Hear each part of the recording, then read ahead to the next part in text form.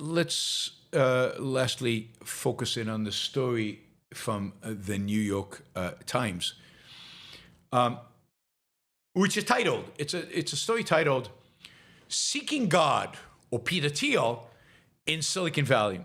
And basically what the article documents, and it's an interesting document, is the interest that people in Silicon Valley are suddenly expressing, the interest they're expressing in religion, primarily in Christianity. All right, 1 second, I need to do something here. What is going on? Okay.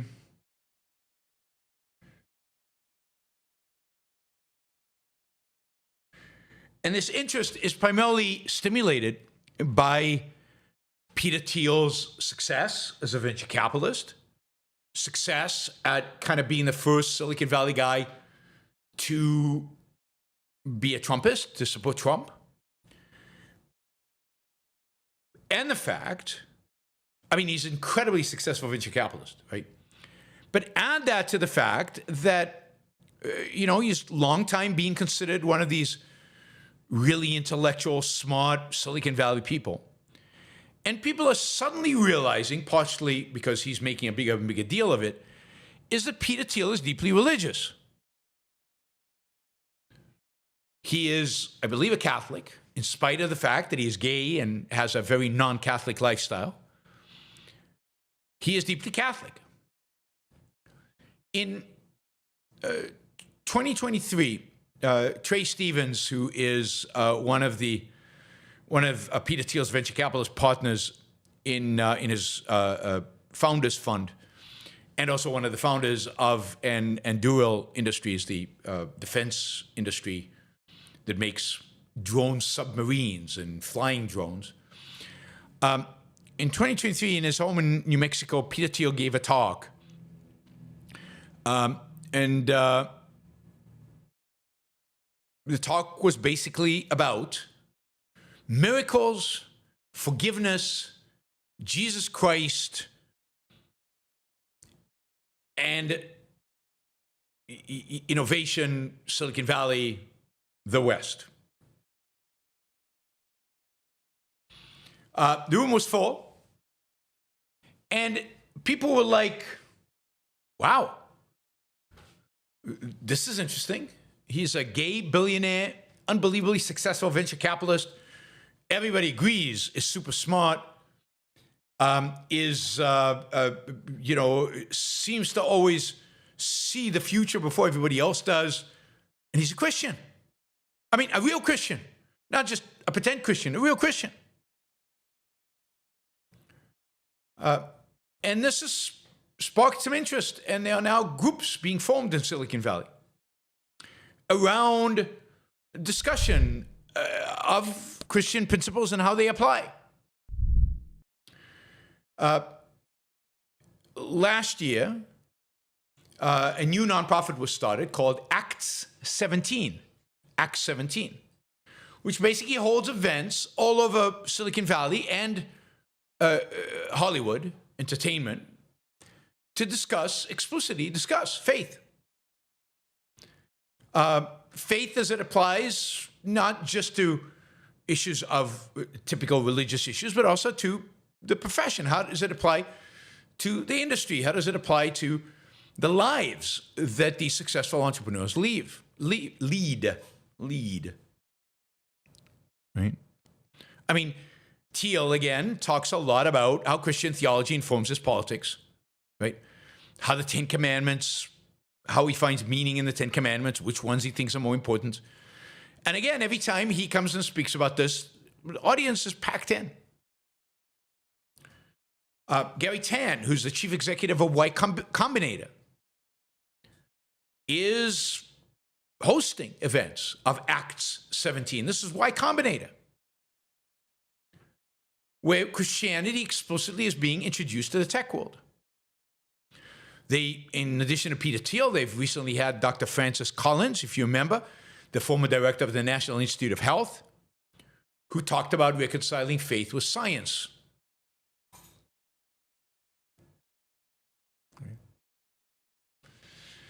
Act 17, by the way, is an acronym for Acknowledging Christ in Technology and Society.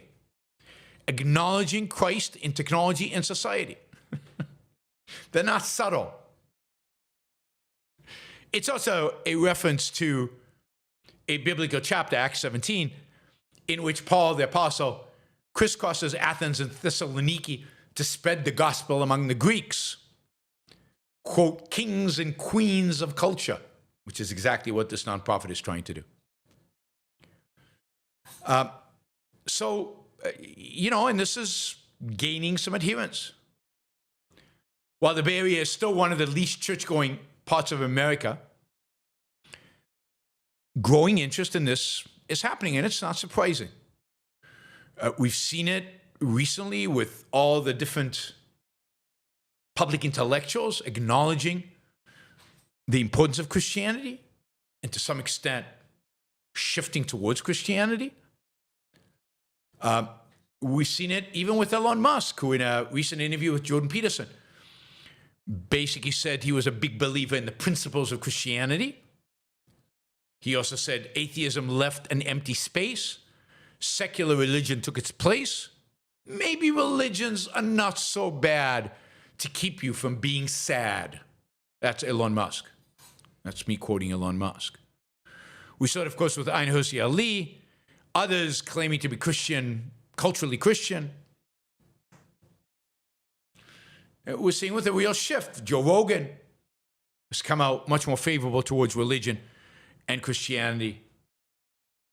And Act 17 is trying to take advantage of all of that. And of course, the antagonism towards the left, the association of woke with atheism, the association with the left with atheism, it works. I mean, that's partially what got Ayn Hirsi Ali. So Silicon Valley is changing. Here's a sentence from the article. Pride themes trivia nights and Black History Month playlists have given way to tech Mongols feting President Trump, decrying the snowflakery of their young workers and crusading for a return to a bygone era of higher birth rates. So they're bringing religion into a place where a lot of young people make a lot of money very early on and then don't know what to do with their lives. Can't find meaning in their life in spite of their success, in spite of their wealth. Are looking for something. And I think religion is very appealing. Very appealing.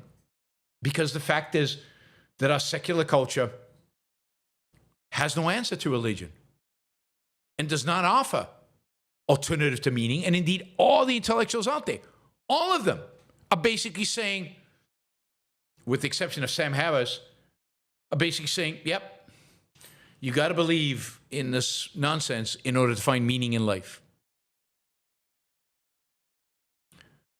So there is a real movement to bring God, bring religion, bring Christianity into Silicon Valley, to bring some of, Peter Thiel's favorite philosophers, René Girard, who's terrible, into Silicon Valley and inspire these young people, these very successful, super smart young people. And for some people, for some of these founders, a lot of it is second-handedness, right? A Christian startup founder put it, Peter Thiel could crown a circus clown his favorite philosopher, and everyone would trip over themselves trying to get FaceTime with the circus clown. If somebody else says, if Mr. Thiel was worshiping Jesus, perhaps we should be doing the same. So this is the power of successful people advocating for their philosophy. This is the power of success, being associated with a set of ideas. And the reality is that today among successful people, there is no set of ideas. There's an emptiness. There's a vacuum. What should they believe in? There's a kind of altruism without the answer to why should I be altruistic. I mean, religion gives you the answer because God said so. Because you are nothing. Atheist philosophers can make up stuff, but at the end of the day, there's no answer to the why. They've indeed rejected it as an is-ought dichotomy. You can't get an ought from an is. So you can't even ask the why. It just, these are the oughts. We have intuitions. We just know it. We just do. What is the meaning of my life? What was my purpose? Most of the secular philosophers have no answer to that. Objectivism, Christianity does. So Christianity answers the questions that are on the minds of many, many, many young people. And legitimate questions. Correct questions, the questions that matter.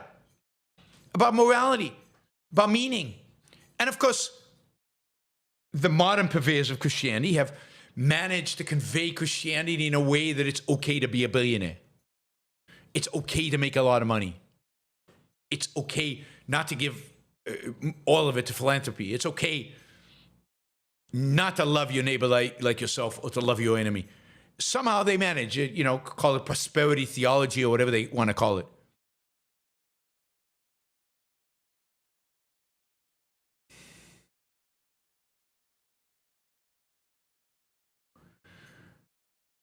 All right. So, I really think that unless we can challenge Christianity head on, unless we can offer a real alternative to the most successful people on the planet, the people in Silicon Valley, to the great producers of our time,